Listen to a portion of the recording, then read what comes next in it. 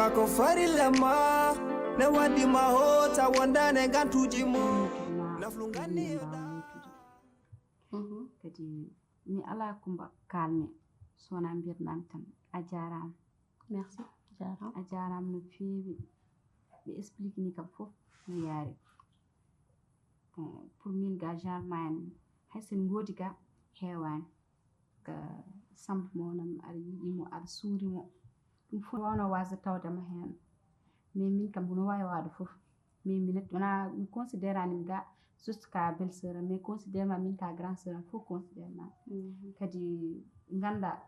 min kala to gonɗa mbiɗemi ɗon kala ko jiɗɗa gui subaka hen ko caggal ma gonmi hoto jogo hay duuɗi goto namdaɗemi hunde walla wiide yomi waɗan ɗum walla neldemi min ko an mbaɗimi ɗo pour ma a jarama wallahi min aussi kadi mi weltima e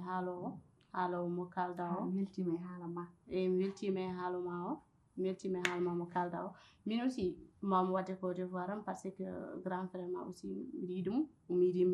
omo yiɗi kam mo yinma omo yiɗi kam min o et voilà kadi sa yi min o guiɗa depuis mi ari ɗo ha joni mi waɗani découragé mi waɗani haydara par ce que mi yi yeeso ma e gallo machallah gilla garmi aɗa yiɗi kam aɗa horsini kam machallah mi sentani gêné mi sentani gêné quoi donc c'est pour cela et puis nenam gorkam ñimmunno gorko gila garɗa ɗo ha joni no kiɗi goppe pularam bonno min ko oɗo rek waɗat kam dérangement ɗo e galle o et puis oto waɗa dérange sérieux mo waɗa kam haalaji makko ɗi wata kam mais à cause de ano e nenam e bébé yam ni noon ɗum ɗo tahtatude ɗo en et puis kadi korko mon ne muusi muusani min ko kaalimi ko mbaɗen hakkille ko pe pular mo bonnono an kaw an holno tawirta yimɓe ne jewta ha jettoɗa naata anda komin kalata bon mimi bonnani pular no pular tan mbimi mo bonnani pular korko mon ɗo ne muusi yo jaabomi ay kaw mi won ko accam nan daña walla har ko jaabora ko mi o wawi jaabade mi galle was jaabade mi c'est min ko kanko jirde le kaalo anglais pular ne wuuɗi ne dérange kam ne fof par ce que aɗa anndi minen min gowandi ko mbeɗa anndi a muñat tan ma gasa an parema ɗe ɗon aɗa jaɓɓamite mi wawa an hamme an ko wonda yimɓe Kalum. bon pusto seede ɗaccu hendu Mi riidi. pusto Ana MSC aka sabalno rimo kadi hamme kadi mi yiɗa o genre façon yam nder poftoɗa ɗo min mi yahat ok ha ɓooya wuɗi ga ana sukkañi aɗa kay tabtomi walla ko wonda e dow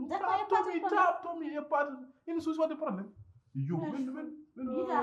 ma jortida wano ko balo défilé de mariage ni ka de rien ka félicitations ka reer sa rettimi heɗan jaati sa rettimi fima ɗo ha mannaka bonde afto e ma ha nga dambani walla yo tabma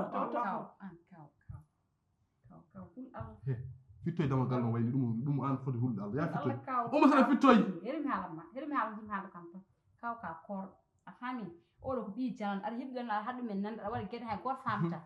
a faami min mi jibana fittoye damal gallo aya ɓuuri he toɓe aya kurul ma no yonti oɗo sa renta woppani ko min haydara wawnam hoƴƴurma tow wala hara ka jawten ka ane woni aya ha won neɗɗo ɓiɗɗe lani won neɗɗo ay hammade oɗo Samba anin hay tus ay suuf sa min sa woni mbiɗa woƴa gojji ma an investir ka wonneɗo ka aɓe wonneɗo aɗa askilere aɗa désespéré tupoɗa ɗum min a hol pourquoi min yumma jiri yumma ma a umin Fouta aɗa woni saga Samba o investir dérangé mi a wawa reglude ɗum fi Samba fiyam woto fiimu an won neɗɗo tan won neɗɗo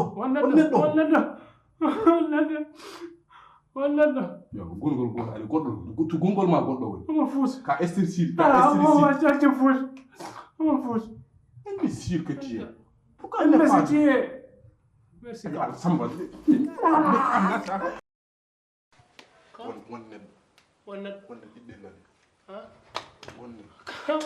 Jolta. Ane, ating mi pranjal. ende hewndu baraj korka ko farilla ma ne waddi ma hota wondane gantuji mo naflu ganni yoda innamal a'malu binniyati usta bakatuji ɓeyde baraji ma shahru ramadan hitande foko lewrugi jangon ɓe tawtoraka ɗum hoto hat hoore ma ñamde yerde tawa